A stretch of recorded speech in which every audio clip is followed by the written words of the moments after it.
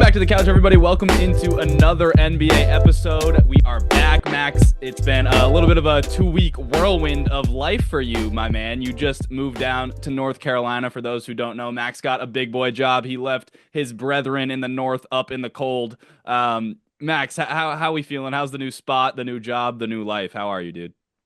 Yeah, it's weird to be an adult, I will say. Had a lot more fun when I was not working and bumming 2 it weeks up ago, you had a lot up more in fun. New Hampshire. Yeah, no, I can't complain. Everything's been good. Just a little busy, but I finally got to a point where I could watch some basketball, so we were able to rip a pod here, and I have a lot to say because there's been some crazy stuff going on, and I thought it would be fun to do post All-Star break awards. And I think this is going to be a recurring segment for us. So I think what we're going to do is going into the season, we're going to do these same awards, but who we think is going to win the award. And then we'll do it post All-Star break. And then we're going to actually do it at the end of the season as well. So we will keep track of all these awards and the recipients year by year. And I think it's a fun thing that we can add to our repertoire now. Yeah, so we got mostly like awards that we're giving out to guys based on the season that they've had so far. We also have, I think, only 2 awards of where we're predicting some things going forward. So we have a nice little mix for you all. Max, we haven't talked, dude. It's been, your life has been busy. I've been not so busy, but pretending to be busy. So Hey, you've been tracking millions of views on TikTok, so you've been busy. fair enough. But I mean, what I'm trying to say is we have a lot to talk about. So let's get into this. The first award for the post All-Star award show is the most surprising team, Max, this year. Who did you think, going into the year maybe wasn't going to be super good and then ended up having a completely phenomenal season and just blew you out of the water? That is your most surprising team. Who do we got? Well, I want to say that we've been on this early, and I think it's all over the NBA now. So we probably won't get the credit that we were due because we have talked about this team quite often. And I saw The Athletic post an article today that they're the most surprising team in NBA history. I'm not gonna go that far, but it's your Detroit Pistons. We love watching them. They currently are 32-26. They're on a 7-game win streak. They had a big win last night over the Clippers. Cade went off. He played fantastic, and they're now tied with Cleveland for the longest active win streak in the NBA. They're currently 6th in the East. Last year, they were 14-68, Jordan. That is absolutely ridiculous. And now they are 2nd in the NBA in fast break points. They are going to make the playoffs. I think there's some really fun things here. And I'm really excited to see what this Pistons team is capable of. I'm a little worried that they might be a little bit of a flash in the pan here and just be a fun story for now. And that once it comes playoff time, they might fall off a little bit. That's what I'm expecting to happen. But nonetheless, the Detroit Pistons have been my most surprising team this year. Well, I think regardless of what happens in the playoffs for them, if they make the playoffs outright as the 6th seed, this is a major success. Even if they have a little bit of a fall off, this season is still a major success. Like you said, 14 wins last year. I gave Detroit this award as well. They are now on pace for 45 wins after only 14 last year. They're on pace right now for the 6th biggest single season turnaround from one season to the next in terms of win percentage of all NBA teams ever. That's insane. They're on pace to win 31 more games this year than last. And by the way, it's kind of an interesting formula for how they're doing it because I did a little bit of a history lesson on this, and all the teams above them in that single season turnaround record, it's like the 08 Celtics, the 98 Spurs, the 90 Spurs, the 05 Suns, and the 80 Celtics. All 5 of those teams either added stars through the draft or through a trade or what? Can I guess who they added? Yeah, sure. Okay, so the Celtics, 08, clearly it was Garnett, Ray Allen, correct? Correct. What's the next team? The 98 Spurs. That's got to be Timmy Dunks, is that right? They drafted Tim Duncan, the 90 Spurs. Okay. That's David Robinson, They is that drafted right? David Robinson, the 05 Suns. Steve Nash, they traded for him from Dallas, is that right? Correct. And the 80 Celtics is the last one. Is that Havlicek they drafted? It's Bird. That's Larry Bird. Oh fuck, I forgot. Duh, no shit. My dad would be hitting me right now. Yeah, well, either way, I mean, I'm glad we went through it because all of those teams added generational stars either through the draft or through a trade. The Pistons did not do that. The Pistons, they added Malik Beasley, Tim Hardaway Who's Jr. incredible. I know he is incredible, but I mean he's not Larry Bird. They added Beasley, Tobias Harris, and Tim Hardaway Jr. and Cade Cunningham made a leap, and that has been enough to put them on pace for a huge turnaround. So I think it's absolutely Detroit. I think earlier in the season Houston could have been in contention, but then they went on a little bit of a slide. Ever since Fred VanVleet went out, which is kind of crazy that Fred VanVleet going down just completely destroyed them. But I forgot to list the nominees, so I'll just go. Detroit, Houston, the Clippers, and the Nets were the nominees that you and I both decided on. So shout out to all those teams. You got anything else on Detroit? Yeah, I think one you mentioned Cade taking a leap year. He's averaging like 25 and 10 assists right now. He is the focal point. He's the entire offense, really. They run everything through him, and he's so ball dominant. Honestly, think about like how Luca or like a Jalen Brunson plays, where it's just those guys with the ball in their hand, just initiating all the offense. That's how Cade's been playing. And what they did is they went out and they got these adults in the room, right? They got Tobias Harris and Malik Beasley. They got Dennis Schroeder recently, who's been really good at manning the second unit so far. He did it last night. And then some of their younger guys that they brought in have taken a little bit of a leap here. Like we saw Duran play incredible last night. I think he had like 18 rebounds. He was all over the glass. He's been really good alongside Cade, catching those oops and finishing at the rim. Ivy obviously was having a career year so far before he got injured. And Asar has really started putting it together. He's been averaging 14, 5, and 5 in his last 5 games. And defensively, I mean, he's able to guard the number one guy on the other team already as a rookie, which is incredibly just impressive. And he's good enough to be obviously like the number one defender, like we mentioned, but he's good enough to be a defensive anchor too, someone that you can kind of work around. And that's been a really good thing because defensively they're a lot better than they were before. Did you see? I don't know if you saw that block that he had on Eubanks last night. It was I didn't see it, fucking but nuts. I'm sure it was phenomenal. It was insane. And then they thrive with their offense the way that it's built right now around Cade. You have Tobias Harris, who's averaging 11 points per game and he's making more money. I don't know how to describe More money what per he's doing. point than anyone else. Yeah, it's got to be. It's extremely high. But I did not see them popping off like this. And Malik Beasley, as we mentioned, I think he's having. Zach Lowe tweeted something today. I have it on my phone, but I'm using my phone to record, so I can't pull it up off the top. But it was like a career year. He's averaging 14 points per game right now, and he's second in the NBA in three-pointers made behind Ant. So just an incredible year for him. And just a great acquisition. Tim Hardaway Jr. as well, just another adult in the room who knows what he's doing. I think this Detroit team is really fun. And you and I, there was questions going into the season about how good Cade actually is and how good he can be. He's lived up to the hype. And you might have had those questions, and those questions were fair because he had struggled a little bit. They just got the right people in the room around him, and it's clearly paid off for him.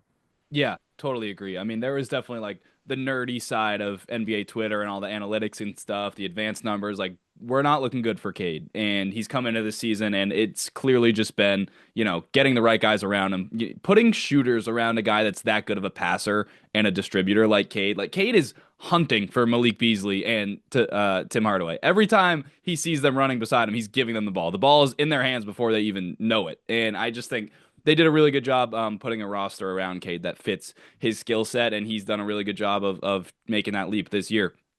So, with that said, we will move on to our next award, which is the most surprising player. I'll start with this one, Max. I'll give the nominees first, and then I'll tell you who I gave it to. The nominees: Amen Thompson, Jalen Wells, Ty Jerome, Gershon Yabusele, Dyson Daniels, Russell Westbrook, and Tumani Kamara. A lot of good nominees. Honestly, we didn't do that many nominees for every award. It was hard to keep guys out of this one because there are so many surprising players this year. I went with Ty Jerome. Max, did you know that this was Ty Jerome's 6th year in the NBA? What? Before What? this year, I barely knew this guy even was in the league. I remember him from Virginia.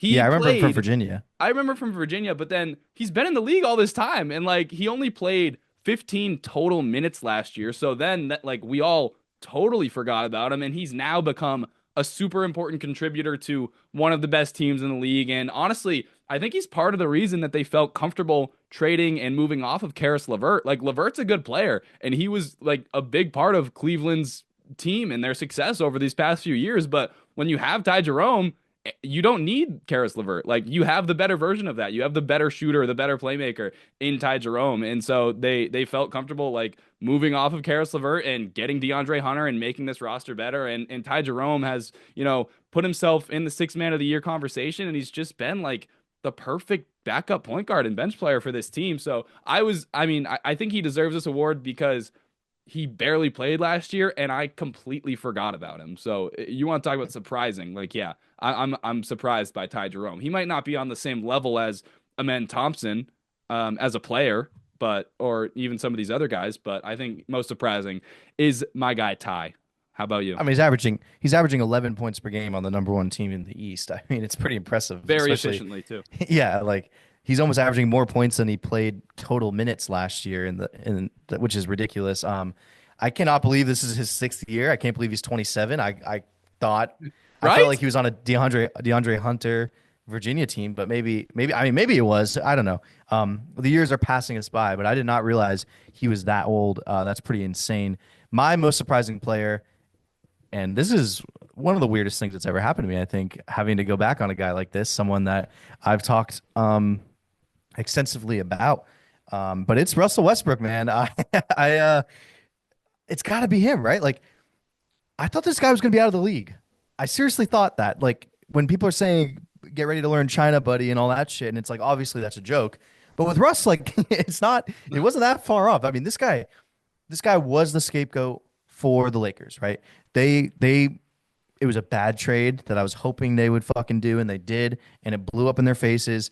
And he got a lot of the shit, deservedly and undeservedly. I think a lot of the blame was passed on to him in an unfair way, but I do think he did deserve some of the blame. Like, he's not blameless. But then he goes to LA to the Clippers, right? And he starts playing a little bit better, but he still not fucking great, good enough, and gets bought out, whatever, and he ends up in Denver, right?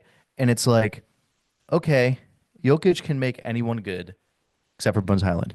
But Jokic can make anyone good, and I think this was a litmus test for that. And obviously, Westbrook has been playing better than even expected. He's been playing he's like a very important piece for them. Like, I actually think he should be starting over Christian Brown, and I love Christian Brown, but Westbrook he fits a little bit better right now. And it makes sense because he's a hard cutter. He plays hard.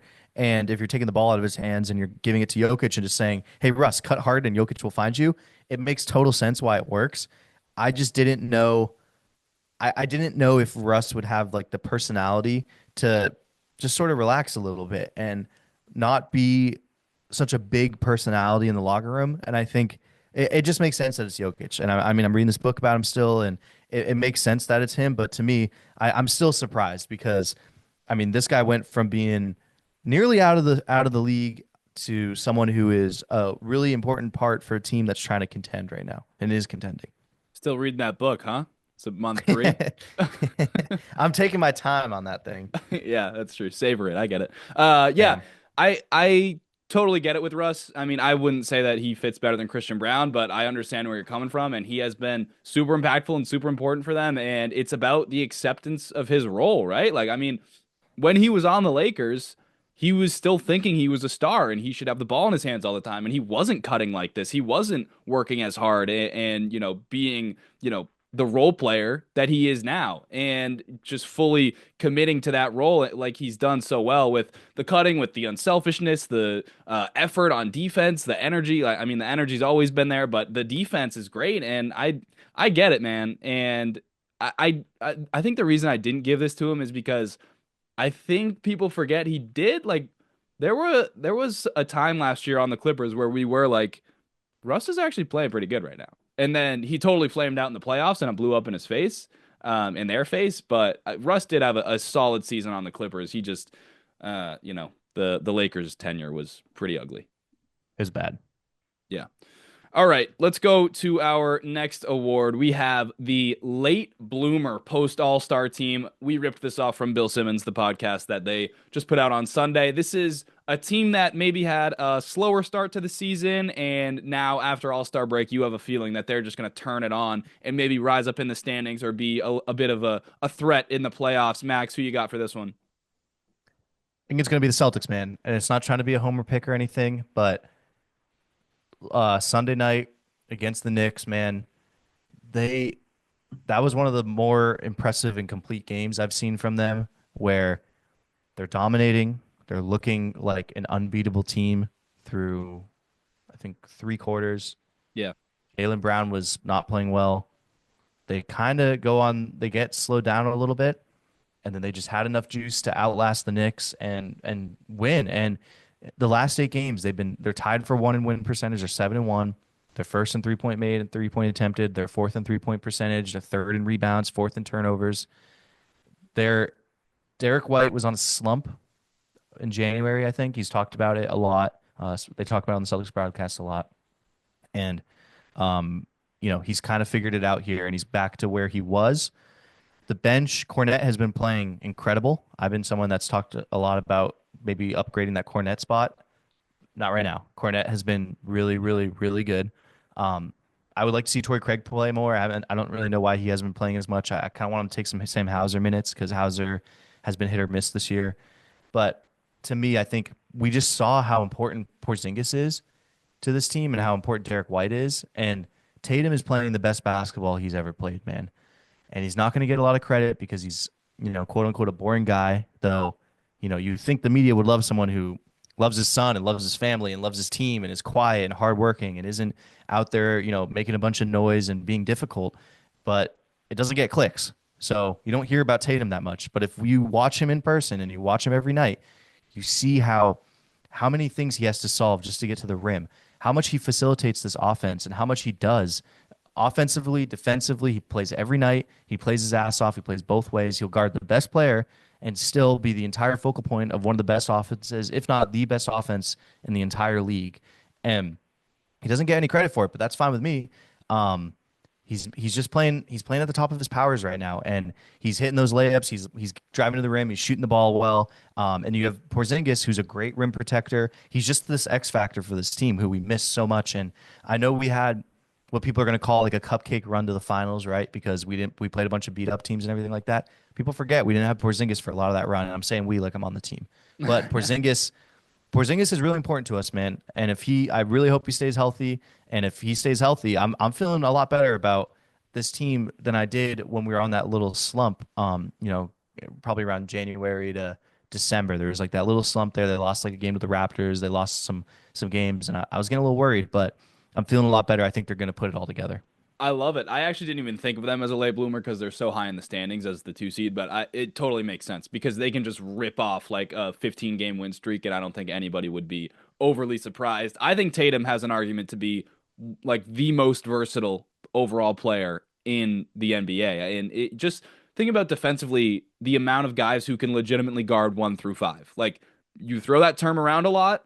There's not that many guys that can actually do it. Like, maybe Mobley can, maybe Bam can. Tatum legitimately is in that conversation with those guys and can guard 1 through 5. Now, he's not the rim protector or overall defender that those guys are, but he's versatile enough that you can feel comfortable with him on any matchup, and it gives you so much lineup flexibility having Jason Tatum. And then on the offensive end, like, he's a complete Swiss Army knife. You can't stop his playmaking at this point. He's become such a good passer and such a high-level processor that he's just going to pick apart your defense. And he's also obviously a talented enough scorer to give you 30, 35 on any given night. If the jump shot's going down, I mean, he's completely unstoppable. So I couldn't be more impressed with what we've seen from Tatum this season. And you mentioned last year and the quote-unquote cupcake run to the finals.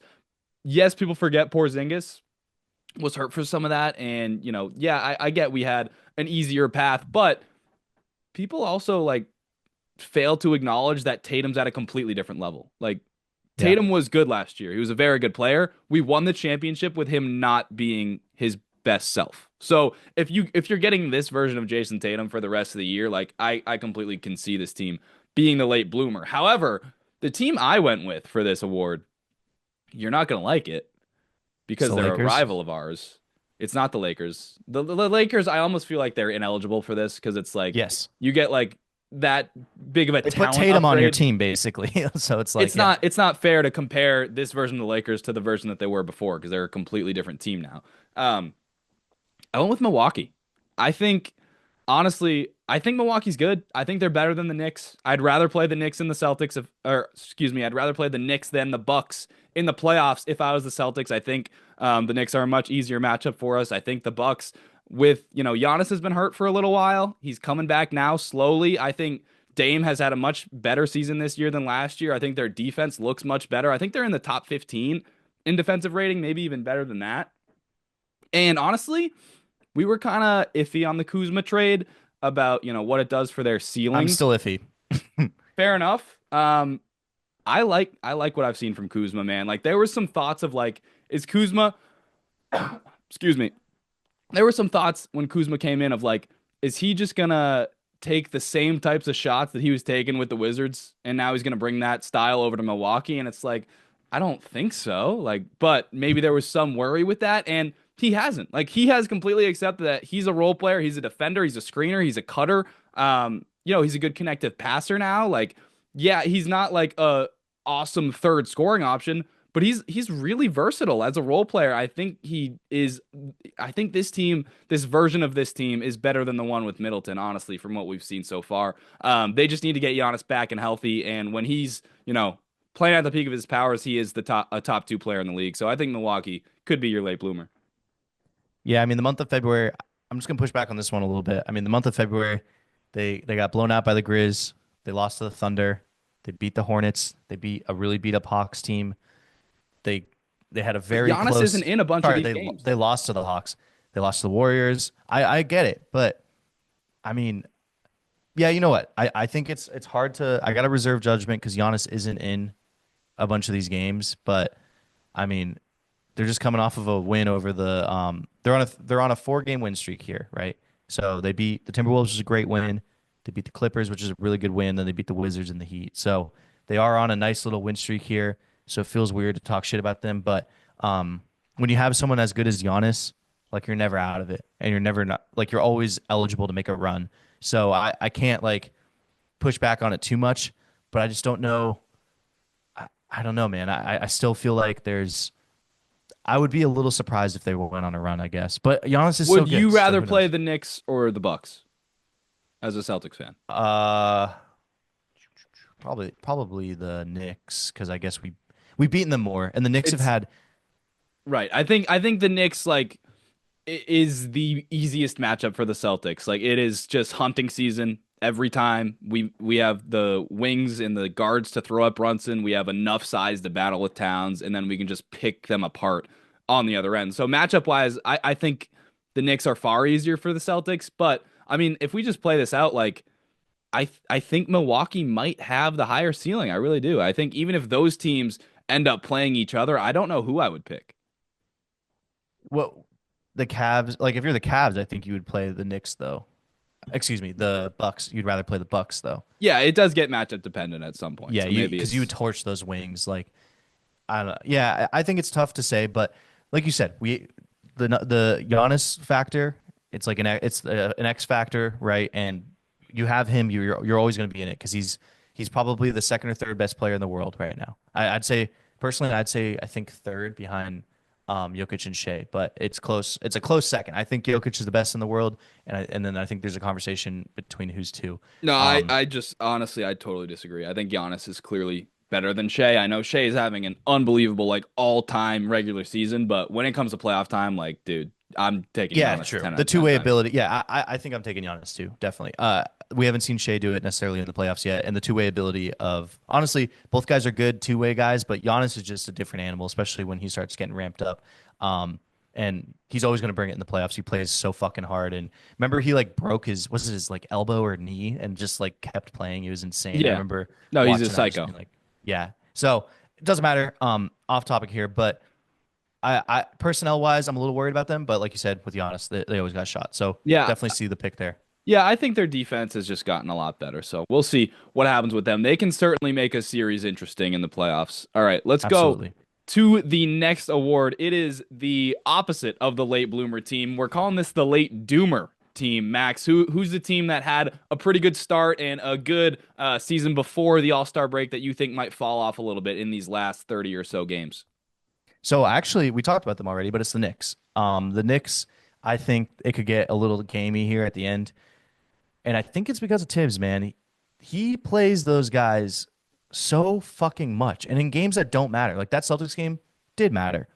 But you saw Cat start to wear down and ultimately break down and not play. And these guys can only be so durable. They're humans. And this is going to be a long fought, you know, rest of the season and playoffs and all that. And I'm just a little worried that they're going to be able to keep it together and, you know, and win. And they hold losses to, I think they're 0-7 to like the Celtics and the Cavs and the Bucks, I Yeah. believe, like something like that. Yeah, It's they like have a really bad record against good teams.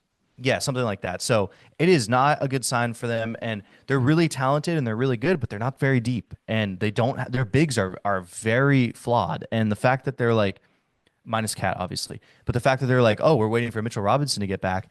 If the answer to your problem is Mitchell Robinson's health, you need a new answer because that's not good, man. Like I'm not going to trust him to come back after not playing all season, be inserted in the lineup and be effective, right? And someone with his injury history too, like I don't know why you just think that he's going to come out of nowhere and just hold you through. And we've seen it again and again. This is going to be tough, and especially in the East, like you got a different matchup whether you have Cleveland with the bigs that can attack their lack of big depth, the Celtics with their wings and their mix of bigs who can attack as well. And then you have what's it called, Milwaukee, who obviously has Giannis. Like I don't know who on their team is going to be able to guard him. Although a lot of people have trouble guarding Giannis, but I don't know, man. It's kind of tough. And I seriously think the Knicks play Detroit. It's not they obviously win that series, but it's not like it's going to be an easy win. Like I think that you still gotta that's going to be a hard fought win or series. Yeah, I mean, listen, I think it's tough to build around like two stars who are legitimate offensive superstars. Both Cat and Brunson are unbelievable on offense, but they're both so flawed and attackable on defense. And it's hard to win that way. And it's hard to build a good defense that way and a defense that's going to survive multiple rounds in the playoffs. So I totally get this. I do think, the idea of Mitchell Robinson makes sense. The idea of pairing a really good rim protector and athlete and rebounder with Cat does make sense. That's what the Timberwolves did with Gobert, and I think that was probably the best version of a fit that you could have around Cat to create a good defense, even though he is such a liability in some of these situations and some of these mismatch hunting scenarios. I just, like you said, I don't know if we can just rely on Mitchell Robinson to come in and be Gobert level impactful as a defender and just completely turn around this defense. I mean, they're a fine defense. Josh Hart has been unbelievable. Mikhail and OG are great. But like when you have two straight up liabilities on that end, it's really hard to win multiple rounds, like I said. So I get it. I think they're still going to have a good regular season. They beat up on the bad teams like they have all year. Like I think they're going to probably finish as the 3 seed still, but I could definitely see them like playing in a non-competitive second round, depending on who the matchup is, and just kind of getting blown off the floor and like having a reset for next year. Hmm. My late doomer, however, is the Houston Rockets. And it's actually started already a little bit. I mean, they were the 2 seed for a short while, fighting back and forth with Memphis for that 2-3 seed spot, but they're now the 5 seed. And like I said, Fred VanVleet going down like ruined their offense somehow. It's insane because Freddie like statistically was playing awful, couldn't make a shot, but he's the only guy who could get them organized and get them in the right spots. And now, we're starting to see like what we all knew would happen eventually. And I thought, maybe they'd finish as a high seed and go into the playoffs and get upset in the first round, but it looks like they're closer to a 6 seed than they are to a 2 seed. And I think that feels right for a team this young, for a team this inexperienced, and with this little offensive talent. Absolutely. We've started to see it already, like you alluded to, and I got some questions about Sengun, man. And it started when we saw him in person and just the way that he was taken out of that game against the Celtics. Now, granted, that's a tough matchup for him. But when you're trying to be that all-star level guy and that guy that's going to make all NBA teams, you have to play well every single game. And there's a lot of games out there where Sengun is not playing well and is just kind of a no factor. And I, I was really high on him, but he's a lot more limited than I kind of expected when I saw him in person. Just the way he moves is very awkward and weird, and a lot of that works out for him. But there's a lot of stretches where it's not working out for him. Steven Adams, like I don't know how he's this bad. Like he gets some minutes and he can't make a layup. Like it is shocking how his inability to put ball in the basket when he's like standing. His hand will have the ball in it, palmed obviously, and he just can't even like put it in the basket. It's ridiculous.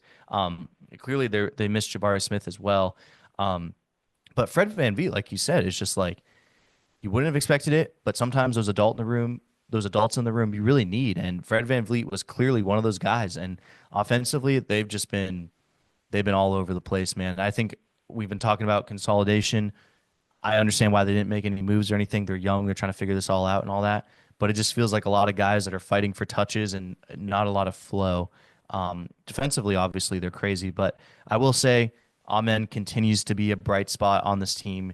Every single game, he's just getting better and better and better. And I've never really seen a player like that where it's every single game he just puts something together and gets a little bit better. But other than that, man, they've been struggling, and I don't expect it to get much better for him. Yeah, I think they have plenty of bright spots. Amen is obviously like the shining star and potential savior. Yeah. But I mean, Jabari has looked great since he's been back. Like, obviously, Tari is a really good piece going forward. Jalen Green continues to confuse the shit out of me and just make me wonder if he's good or bad. Does he confuse you? Because I think he just might be a guy that plays well sometimes, and that's it. Dude, he's 22 years old, and his biggest problem is that he can't make jump shots. So it like the nights that his jumpers go in, I legitimately think he looks really good. Well, he does look really good. It's just whether or not he can ever become a consistent jump shooter. So there are plenty of bright spots for them. And I think it's kind of like Detroit where they're playing with house money. Like whatever happens going forward the rest of this season, almost any scenario that goes down for them, they're going to chalk this up as a success and just move forward and go into next season with all the knowledge that they have now. So I don't think that they're going to be any sort of serious threat going forward, but I do think it's a successful season for them nonetheless. Let's go to the next award, Max. We have the Favorite Rookie Award. So this is not necessarily the best rookie. This is the most fun guy to watch. The nominees for this: Steph Castle, Rob Dillingham, Ron Holland, Kel'el Ware, Jalen Wells, and Zach Edey. Max, who you got? I got Jalen Wells. I think he's playing the most significant minutes and on the like most significant team, if that makes sense, out of that group. Whereas like Stephon Castle's been good, but he's not playing as many minutes as Jalen Wells, who's like legitimately starting and playing a lot and playing on this Memphis team that's trying to contend. And I think he came out of nowhere, man. Like I know Stephon was going to be awesome. Like we all really were expecting that, and he's played up to hype for sure. He's coming out of a big UConn program. He was the early pick. Jalen Wells was out of Wazoo, and like no one really knew about him. He transferred. He's a late bloomer. If you want more info, he was D2 for a little bit, right? He was at Sonoma State. Sonoma State, yeah. I made a TikTok about that, so check that out on shameless plug there. Check that out. But yeah, he's just been going off, and he looks so good. Like he's just got all the tools that you want. Like he plays super hard. He's a really, really good defender, an engaged defender, and he shoots the hell out of the ball. And he's just like someone that you want to root for and appreciate watching. And to me, like every time I watch, he's popping off the screen. And the fact that he just came out of nowhere and has been a plug and play starter for this really beat up Memphis team, and in a position that they have a lot of, like they have a lot of those guys that are fighting for those minutes. And Jalen Wells has just been head and shoulders above the rest. I'm super impressed with him. He's been my favorite rookie this year. Okay, I totally get it. And for me, I think if Rookie of the Year and all the real awards were announced right now, Jalen Wells would absolutely be my Rookie of the Year. However, that's not what this award is. This is Favorite Rookie, Most Fun to Watch guy. And although I think Wells has had the most impactful season, like you said, my favorite guy to watch has been Steph Castle. I think Castle gives you the most like wow factor plays out of this rookie class of like, whoa, like what is this going to be in 3 years and 4 years when he hits his prime? Like how good can this guy get? With Jalen Wells, it's like he's a really good role player right now. He's probably going to be a really good role player always. With Castle, it's like he's a really inefficient player right now, but maybe he can be a star or like semi-star going forward, a guy that can like really be a compliment to Wemby and be a part of this like winning culture with the defense. He's a good passer. He's unbelievable on some of these drives. I know like he's one of the most inefficient jump shooters in the league. And honestly, I don't think the rim finishing is efficient either, but it's just some of these flashes with him where he's dunking on guys or he's crossing guys over. It's advanced footwork, the super athlete stuff. Like I think we kind of fall into this trap sometimes with rookie guards where we're like, oh man, that guy can't make a jump shot. And it's like, yeah, he's 19 or he's 20 years old. Like he's gonna be True. okay. So I think Castle's been my most fun guy to watch this year. I mean, the way that that guy attacks the rim, it's like he caught them like hitting his mom or something, dude. He fucking goes at it. You can't help but love watching him. And honestly, I love Steph. I just didn't want to I feel like I harped on him a lot. Like we both harped on him a ton. I wanted to give Jalen Wells his shine, Yeah. but it's a close race, man. Stephon Castle has been just a joy to watch. Like he is so fucking good. I love watching Ricochet play. Like I love watching him figure this out, and he can't really shoot the ball yet, but he's not afraid. And there's every once in a while he just dunks on a guy out of nowhere. Like he's very long and lanky, and he just knows where to be and how to play. He just can't shoot the ball yet, which, like you literally just said, 19-year-old who can't shoot, who gives a shit. That's where I'm at with Ricochet. Like I like him a lot, and I think when he's skinning, but like he's a stick right now. Like when he adds body mass and a shot, like this guy, I know it's a lot to ask, but this guy is really going to be something special, I think, because like I said, he just plays the game well. He's got no fear, and he knows where to be on the floor. You're going something special with him. There's something there for him. I think so. There's I really definitely think so. something there. I don't know if it's like star potential. I do. Before we move on from this category, I got to shout out my guy, our guy, Rob Dillingham. I mean, Yeah. it's Shout been out. a, He commented on Jordy's talk. Let's he go. commented on the talk. I said, like, I cheer for him like my child, which I do. He could literally screw up Yep. 5 times in a row, and I would still be like, "You're doing great. Keep going. Just you're trying so hard, and we're gonna get dinner. I'll get you McDonald's after this." Like, literally, that is how I feel when I watch Rob Dillingham. He can do no wrong in my eyes. It's been like a really up and down season for him, and he's obviously like really small, and it's hard for him to be impactful as a defender. He competes on that end, and then on offense, it's like he takes a bunch of these crazy shots. But some nights, man, when Rob has it going, he is one of the most fun rookies to watch. So I just wanted to give him a shout out before we move on, Max. Let's take a quick break, and then we'll come right back for the next award. Yes, and real quick, he was a big part of that humongous Timberwolves comeback against OKC last night. He chipped in 12 points. So, Yes, sir. but yeah, we'll take a quick break and we'll be right back. All right, Max. We've been pretty positive so far. We've done most surprising player, favorite rookie. We've done the late bloomer, the most surprising good team.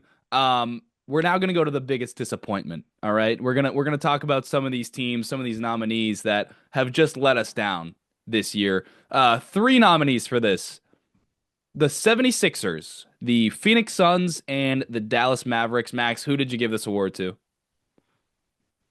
Dude, the Philadelphia 76ers lost by 20. Lost by 32 to the Bulls. At one point, they were down 54 last night. Oh my God. 54. 54 to the Chicago Bulls, who have 5 point guards starting, who I made a video about just about 2 weeks ago saying that they're one of the dumbest teams in the NBA. And the Philadelphia 76ers of Tyrese Maxey and Joel Embiid and Paul George lost by 32 to them last night. They're on an 8-game losing streak, which is the longest in the league right now. Jordan, if I told you that a team with Joel Embiid, Paul George, and Tyrese Maxey was 20-36, would you believe me? Well, I would now. Yeah, that's a really good answer. Their preseason win total was 52 and a half. 52 and a half, and 52 we and a took half. the over, by the way, in our preseason over-unders. We freaking took this over, dude. We believed in this team. This team Stand by it. stinks. Stand by it. Yeah, I mean, they brought in Paul George to upgrade Tobias Harris, and he's just been Tobias Harris. Like, it's insane. He's been worse. He's been like almost worse. He's averaging 16 points per game, 5 rebounds, 4 assists on 43% shooting. Do you know how much money he's making when he's in 2028 when he's 37? How much? $56 million. That's nothing, dude. Cap's going up. Oh my God. And the worst part is they should tank, right? Because this team's abysmal. They should tank. They should tell Embiid to go to Europe and get whatever Kobe did in Germany, I think it was. They should do all that. The snake charmer to talk to his knee. I don't Dude, know. well, first off, today there was like a report that one of the ways they might fix Embiid's knee is to break his hip and take a Oh, piece Jesus of Christ. his hip to fix his knee. So there's that. That's a good start, right? Nothing like breaking the old 7'2" hip. to fix your knee that hurts. But I mean, it's just I don't know, dude. I actually don't know if Embiid is ever going to play to the level he once was. Like, seriously. It's kind of depressing now. Like, just watching him play is like it's watching a shell of a really good player. Like, he used to be literally last year, a year ago this time, he was dominating the league, and it looked like he was in contention for another MVP. And now it's like he can't move. It looks like he's in pain every time he tries to take a step, and he still like puts up pretty big scoring numbers, but he can't defend. The Celtics hunted the hell out of him, like made him look like chopped liver. And literally just, what was it, 2 years ago when the Celtics played the Sixers in the semis? Embiid was like a terror for our offense. Like, he was swatting guys at the rim. We were legitimately scared to shoot against him. And now he is just a total mess. So they're 12th in the East. They're below the Nets. The Brooklyn Nets, who are they're supposed to be tanking for Cooper Flag. Too good to tank. Are better than Philly. It's I can't, like, I don't get it. I just don't get what happened to Paul George. How do you make podcasts when you're Paul George and you're going out and you're doing that? And then he was like, today he said something about like not being a playoff team. It's like, yeah, I fucking wonder why. I wonder why you're not a playoff team. Maybe it's because the guy who's making $48 million this year is averaging 16 points per game. He's averaging a high school, like an average high schooler's like average stat line. It's fucking role player, man. It's been a really good role player. It's ridiculous. And then you see Maxi's numbers go down, but that's because he's having to take the brunt of the offense now because Paul George just is non-existent and Embiid can't play. And then you're seeing guys that are taking on a lot of minutes because of these guys not being able to play are starting to break down. Like, Grimes got hurt. What's his face just got hurt on the team as well. And it's like, how is the bright point of your season Gershon Yabusele? I was just gonna say, Yabu's been a revelation. Yeah, and I mean, fucking McCain too, but he's injured now. So I mean, like, that was literally one of the bright points of their season. But other than that, it's just like this team is a mess, and Nick Nurse is gonna get fired for it. Don't know if he should, but he's going to. And I seriously. I don't know. There's a few teams in the NBA that I would not want to be, and Philly and the Suns are like top two there. Yeah, like, it's bad. The fact that Phoenix has had the season they've had, and we're not even choosing them for this award because Philly's been this abysmal. Man, we're in agreement here. Let's segue right into our biggest disappointment for a player. And I went with Paul George here. I mean, we can keep this. I went with Embiid, so this works.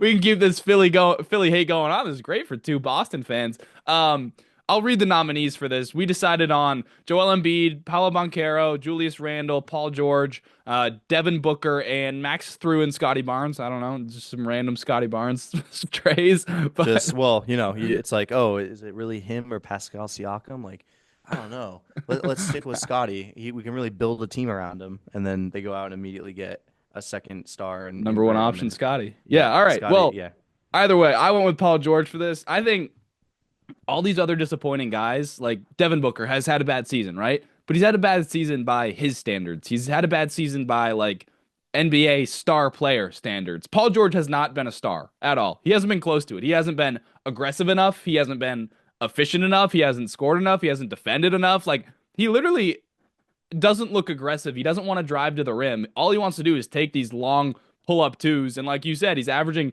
16 points a game. He's on 54% true shooting.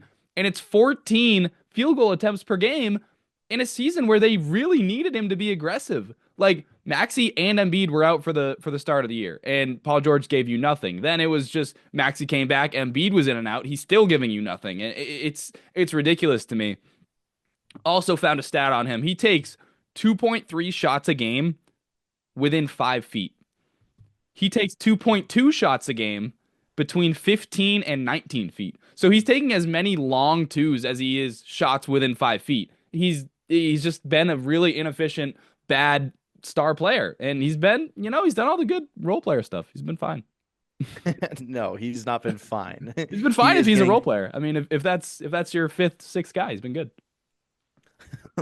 I mean, yeah, getting paid that much though is, I mean, he's averaging less points than Austin Reeves and Vucevic and Cam Johnson Oh, and Randall. Like, he's literally. I'm looking right now. Like, he's averaging less points than Bradley Beal, who we were like, Bradley Beal's playing terrible, and he's literally playing better than Paul George. Like, yeah, it's another one of the star or like guy who's played like a role player on a superstar contract. It just absolutely decimates your team. and I don't see him getting better, right? Like, it's not like Go, his go, no, health. no. It's not like his health is going to be way better. I mean, it's been so disappointing because when Paul George is good, like, he's a great two-way guy who is a shot like maker and he's athletic, and it's just Dude, he he just should have doesn't have been it anymore. Tobias Harris on steroids. Like he should have been the perfect third option for this team, and instead he's just been Tobias Harris. So, do you Yeah, have anything on Embiid? we covered it pretty well. He's played 19 total games this season. The fact that he even touched an NBA floor in his career was considered by most a miracle. The fact that he's been an MVP and he's done what he's done in his career is even more than a miracle. To say that it makes sense that he's going to miraculously be healthy one day and be back to those MVP levels, I think is asking a lot. And I don't know if we're ever going to see that again. And it's unfortunate because he was Hakeem Olajuwon, but like with a more offensive package, and that was really cool to watch when he wasn't playing Boston, but in general, like what he was able to do and how dominant he was. There was very few guys that I was more scared of than Embiid, and I really don't know if we'll ever see him like that again. And Yeah, wow. that's sad. That's just sad to see. Like, not to bring down the vibes of the No, pod, that but that was a really sad monologue. That was like Jesus. it's true though. But it's He like might really never be the same. No, it is true. I mean, I don't think he's getting back to the MVP level. No way. I'd be shocked if we ever see him play more than 40 games anymore. Yeah. It's like it's tough, and yeah, man, it's crazy to see that play out for him that way. At least they got the Eagles, right? Over there in Philly. True. They can cope with that. All right. Hey, at least they got the seventh pick that they might lose to OKC if I forgot to mention that part. Oh yeah. They if it's top seven, it's like top seven protected or whatever. So if they get the lottery and it's seventh, they might lose this pick that they might be tanking for. Yeah, not great. All right, let's bring the vibes back up. We're going to go to the League Pass MVP. This is the team where you look at the League Pass slate, you look around the league, and you don't know who to choose, and then you see this team, and you go, oh my God, I got to watch these guys. The nominees, the Houston Rockets, the Detroit Pistons, the Cleveland Cavaliers, and the OKC Thunder. Who you got, Max? Detroit Pistons. Every single game is within 3 points and goes down to the wire. Last night it was like that through three quarters. They ended up getting it done. We talked a lot about them, so I don't want to do too much. But Isaiah Stewart is always one for a fight, and Cade is just awesome. He's clutch, and this literally every single game is close. So I have been watching the Pistons like crazy. I just love watching them right now, and they've been my MVP. I would say Houston had it for the first half, but my God, does that offense get gamey and like just downright hard to watch at points. So that's been tough, but yeah, I'd say it's definitely Detroit for me this year so far. Yeah. Beef stew, I think, is like if you're just scrolling through the games and you like there's nothing really super interesting going on and you just throw on a Detroit game and you get that beef stew 3 to 4 minutes of just fighting guys for rebounds, setting hard screens, hard fouling. I mean, it will brighten up your day, no doubt. It'll wake you right up. But go ahead. Sorry, not to mention Duran and Thompson are always good for like just a holy fuck, how did he just do that dunk or block? Yeah, every absolutely. game. And Duran's dunks are ridiculous. He looks like Yeah. he can rip the rim off the backboard. especially at a guy like that size. Like Yeah. it's not like he's 6'6" doing it. It's almost more impressive to me because he's so big. The fact that he gets so high in the air being that big is like incredible. And then Amen is a 99 percentile athlete. Asar is like a 95 percentile athlete. So it's still just incredible jump out of the gym athleticism. And there was a play I put in our notes for the NBA nerd notes. Like there's just a 3-second clip of him running up the floor, and I watched it like 3 times. I just kept pausing it and reversing it because I was like, how did he just turn? Like he sees Cover the that play much and just ground. yeah, it was ridiculous. Yeah. I think Duran might be like my number one guy for potentially on steroids and doing a really good job of hiding it. That guy has Oh biceps yeah, on biceps and just he's like did you ever actually another Piston, but Corey Maggette was my all time number all time one for for that. that. All Oh, time. If Corey maybe. Maggette, look here, I'm gonna share my screen with you. This is one of the craziest. You have to let me share that screen with you real quick. I want to see it. This is just ridiculous. Look at this bicep on Corey Maggette. Sorry if you're an audio only pod, if you're on audio, just come to the YouTube and scroll in because my God, look at that bicep, Jordan. You seeing Honestly, that? it's a good bicep. I think Duran makes this guy look like he's eating Dude, salads every day. I mean, come on. Look at that vein. All right. Hold on. We'll look up Jalen Duran real quick. I know this is Duran's a freak, dude. yeah. Holy Hold on. spelling.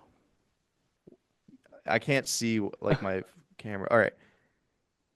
All right, dude, this is That's him comparable. at Memphis. Dude, him now is different. Yeah, he's pretty yoked. All right, the Oh Maggette yeah, wait. pictures. Look at the one with the fucking sweat on him. Yeah, he's looking pretty good there. You need, yeah, the sweat. Maggette, I mean, come on, dude. That's not even Yeah, a no, you're right. fucking Maggette was a good call. dude. He's 18 in this picture, and he looks like he ate an 18-year-old. Fucking nuts. But yeah, come to the YouTube to see that. That'll be fun. That is Um, worth the watch. I had never seen Corey Maggette before, I think, but you never seen Corey Maggette? no, my NBA knowledge doesn't go back that far, dude. I'm like Yeah. 2010 beyond. I don't even I remember the '08 I remember championship. watching those like the Pistons teams with like Rip Hamilton and Corey Maggette and Tayshaun Prince and all them. I think that's how you say that name. Yeah, you nailed it. He yeah, that and Rasheed Wallace before the Celtics got him. Those were fun teams. I do genuinely remember watching those. And Chauncey Billups. Sorry. Yeah. Continue. All right, my league pass MVP. I went with Houston. I think recently Detroit has probably been more fun, but I think when you look at the totality of the season, I'm going with Houston, and I have a few reasons why they are fun. When you're looking at like a league pass MVP, I think you need some level of newness, right? And I think for last year it was like Minnesota and OKC were probably league pass MVPs, and this year like OKC is even better. But because they're not as new and we were expecting them to be good, they're not as fun of a watch. So for the Rockets, like they kind of came out of nowhere. They have all these young blossoming stars. And then like you said with Detroit playing a lot of clutch games, Houston's played in 35 clutch games. That's number one in the league, tied with Minnesota. I also think, I have fun watching their defense with all those wings, all that athleticism. There was actually a point in the Minnesota game where on the broadcast, they mentioned that I think Chris Finch said that the Rockets are the team that talks the most shit in the league. So, I mean, you have that That's not factor too surprising. with like Dylan Brooks and all those guys. So, and obviously Amen becoming what he is absolutely insane. So I went with Houston. All right. Yeah, that's a good pick. Yeah, I think also of note, Portland is a team that because of the time zone for us is just kind of always on, and a team that I just really enjoy watching because one, they're new, like you said, but two, it's always great to just be up with Scoot and Tumani Kamara and all them. Like they have a really fun team, and I just selfishly really enjoy watching Portland. Let's real quick run through some of the teams that we haven't been watching. I don't watch the Jazz. I hate watching the Sixers. I've been watching the Heat more. But before the Butler trade, I did not watch them. I've been watching them a lot recently, though. They are pretty bad. And what else do I not watch? I think those are really it. Like I don't really watch the Nets or the Wizards Oh anymore. yeah, I was on a Nets kick in the beginning of the year when they had Schroeder and Cam Thomas was going off and Cam Johnson. Like I was watching them beat pretty good teams, and then Yeah. eventually I was like, all right, this has to end, right? So I just stopped watching, but it hasn't even ended. But Yeah, I watched the hell out of the fourth quarter last night with the Wizards and the Nets, and it was like like they got into like 3 scrums last night, and it was like the I forgot that the Wizards have like Middleton and Smart, so it's like yeah, a legit closing lineup, and Wofford was getting into it. It was a good game, but I don't usually catch up with the Wizards that much. Yeah, so I'm trying to think. I can't watch Charlotte anymore, which sucks. Like it's Oh yeah, impossible to watch here. So just I've gotta go been upset live. with that. Just get that courtside seat, dude. Yeah, so dude, they're $12. Like I could, if it 12 wasn't for, 2 hours 12 away. for courtside. Let's go. Yeah, if it wasn't 2 hours away, I would go way more. Mm, But it's just fair. 2 hours. That's the whole thing. Yeah. Yeah, I'm with you on all those same teams. I definitely watch more Charlotte than any sane person should. Like, there's no reason for me to watch I Charlotte. was I was But watching a ton up until 2 weeks ago, and I would love to watch more. I just physically can't, unfortunately. yeah. All right. Let's go to speaking of Portland, actually. They are a nominee for this next award, the best vibes team. The nominees are again the Pistons, the Thunder, the Cavaliers, and then we actually threw in the Indiana Pacers and the Portland Trailblazers. Who'd you go with? I went with OKC. And honestly, I have a question for you. Is OKC just well, this feels wrong now that they've just lost to Minnesota last night, but are they just so good that no one's talking about them? Is it one of I those things they're just so good? I mean, I think with this MVP race, I feel like people are talking about them.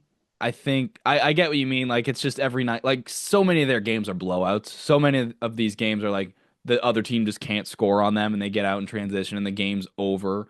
By like the start of the fourth quarter. So yeah, I totally get that. But in terms of vibes, like this team absolutely loves each other. I gave this to Detroit, but now that I think about it, I watched the post game interview last night with OKC, or not last night, the game Detroit. before when they beat Minnesota the first game Mhm. of the back to back, and I mean it's just awesome. They have Well, a group of guys that absolutely loves each other. Their chemistry is unmatched.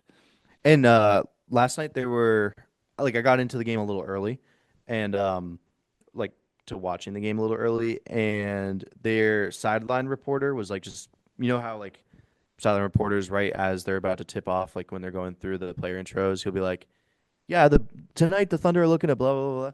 Yeah. He's doing it, and every single player would go through their starting lineup, like how they all run and give each other like high fives and Mhm. shit.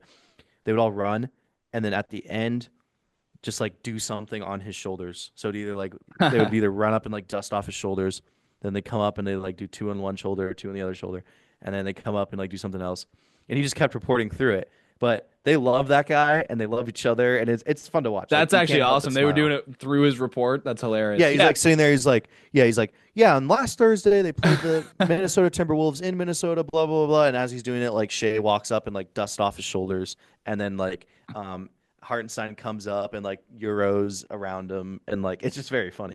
That's awesome. Yeah, honestly, I'm gonna give it to OKC. Detroit has great vibes too, but OKC, like that group has been together and they're like building towards something, and they're all clearly best friends. And their post game interviews when they're surrounding Shea is just And it's that reporter, it's that's usually amazing. who they're surrounding. Yeah, right. And the reporter. All right. Um, and we can't let Detroit win every single. Correct. Yeah, correct. Okay, next to the worst vibes team. Again, the similar nominees. It's Philly, Phoenix, and Dallas. I went with Phoenix for this one. As disappointing and as bad as Philly has been, I don't think there's a worse like body language team night to night than Phoenix. I don't think there's a team that probably like doesn't want to be playing in these games more night to night. This team has lost. This is a little outdated. I had them losing four straight and 8 of their last 10. That's a couple days outdated, but it's just like this is terrible roster construction, and it makes it hard for guys like KD to like want to play when he's like shooting the hell out of the ball and is the entire offense, and he's given everything he has, and they still can't win. And then it's like, yeah, you should probably have better body language. You should probably be more involved with your team. But when you know you're not going anywhere, like I don't know, it's kind of tough. So I give KD like a little bit of grace there. This team just is totally out of it. Yeah, and I mean to get it leaked that they're trying to shop you at the Right. deadline and then not get a deal done. I just don't think there's any way that KD stays, this summer.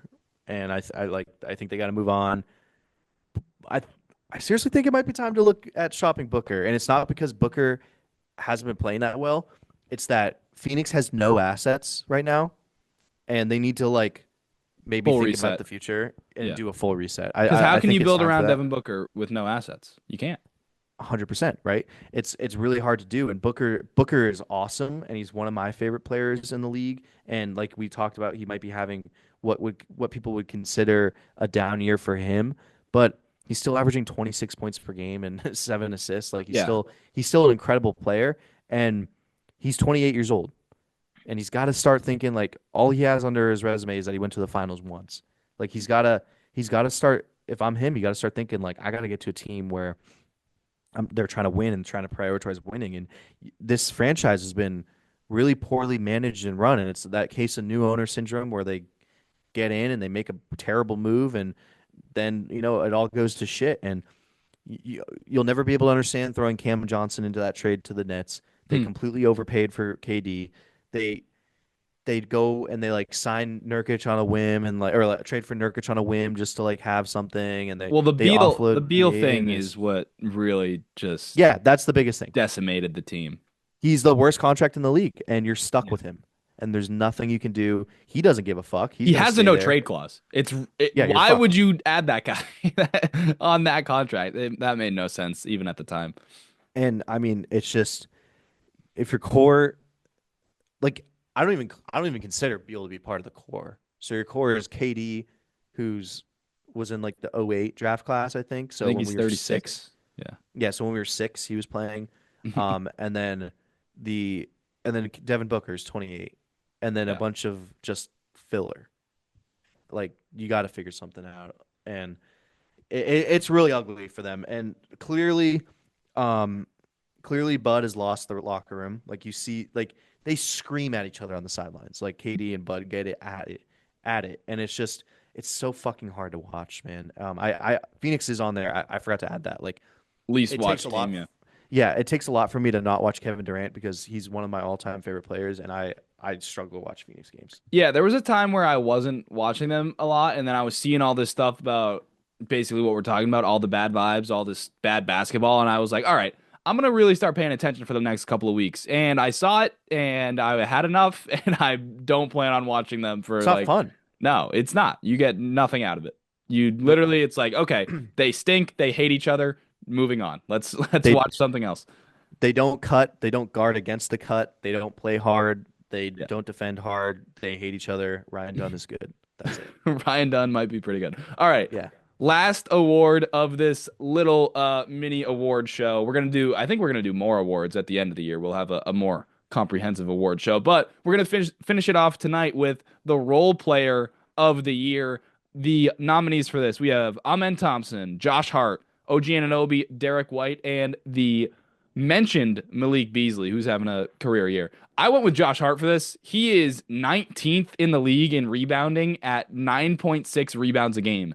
He's 6'4" max. He's 19th. And if that doesn't sound crazy enough, the next player on that list that's 6'4" or shorter is Russell Westbrook, who gets 5.1 a game and is 110th on the list. So there's 100 spots between Josh Hart and the next guy his size on the rebounding list. What he does, like, it's absolutely insane. He throws his body around like a heat-seeking missile to go and get some of these rebounds. And beyond that, like, he is a monster in transition. He's genuinely one of the better transition players in the whole league. Like, his finishing on fast breaks, his passing, the way he can grab rebounds and go. He's a transition weapon. Obviously, he's a very high-level defender. He's been an awesome cutter, a great screener for them, and he's super versatile. Like, he's just the embodiment of a role player. So I'm going with Josh Hart for role player of the year. Yeah, he's mine as well. He's played all but I think he's played all but 3 or 4 games this season. He's averaging 38 minutes a game. He does not come out. He's like a high level endurance athlete. It's insane. He's third in minutes. It's Mikal Bridges is 1, Tyrese Maxey is 2, Josh Hart is 3. So it's and Booker's 4. So it's fucking insane what he's able to do. And you just can't. It's like he is. You said it better. Like I can't say it any better than you said it. He is the complete and full embodiment of what a role player is. Just a guy that maybe when he's on the floor, he doesn't necessarily always stick out. Like I think Josh Hart sticks out more than a lot of other role players, but when he's definitely like whenever that weird moment that he is actually off the floor, you feel it. Yeah. And he just is exactly what this Knicks team needs, and he's just embodiment of the team, and he's the perfect role player. So shout out Josh Hart. Josh Hart plays with a lot of heart, would you say? Nice. I think we ended on that. I think we wrap it up there. It's the perfect Yeah, I think we wrap it up there. the perfect podcast. So perfect podcast. Thank you all for listening. We will be back on Sundays. We're going to be doing Sunday casts. There just happened to be no basketball this Sunday. So, well, there was, but there had been no basketball leading up to that Sunday. So we didn't have anything to talk about. So we are now going to be back on Sundays. Starting this Sunday, we'll have a pod for you guys. And we'll be back to consistency. So thank you all for listening. Check this out on Jordan's YouTube. We're going to post it there now. Couch JD on YouTube, no space. The Couch no caps. JD on YouTube, no caps, no spaces. We will be the link will be in the description, so you can find that pretty quickly. Check out Jordan's TikToks; they've been going insane. He's doing incredible on TikTok, so shout out to you, obviously. And then check out our Instagram. Check out all that stuff. It's all in the bio, all in the description, rather, under that link. If you just click that link, it'll bring you right to everything. And yeah, thank you all for listening. We'll be back later, and peace. Oh yeah, please like and subscribe.